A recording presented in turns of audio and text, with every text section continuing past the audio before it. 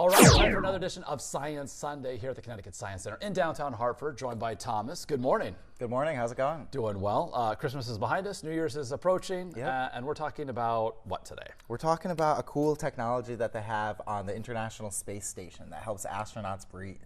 So on Earth, we breathe in oxygen and we breathe out carbon dioxide. And we have all these plants around us that breathe in carbon dioxide and breathe out oxygen. So, you know, we trade off with the plants basically, and we always have something to breathe, and the plants always have something to breathe. But on the International Space Station, they have no plants. Well, they have a couple plants, but they don't have enough to produce enough oxygen for all the people to breathe. So they have this really cool system called electrolysis that produces oxygen out of just water. Okay. So what I've got going on here is a 9-volt battery.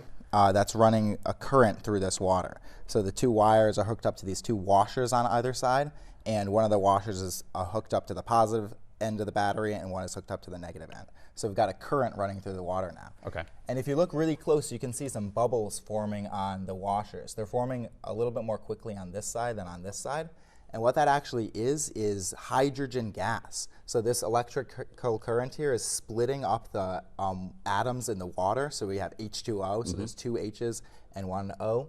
And so the electrical current is actually splitting up the water into hydrogen gas and oxygen gas. Now, because there's two hydrogen atoms for each oxygen atom, this side is producing hydrogen, so it's actually producing the bubbles a lot more quickly than this one, about twice as quickly.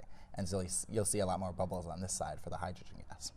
Good stuff. Yeah, and this is just a super simple, like I was able to just create this with a battery and a cup of water, but this is a real technology that they use up on the International Space Station. They have a little bit more of a fancy apparatus than just a battery.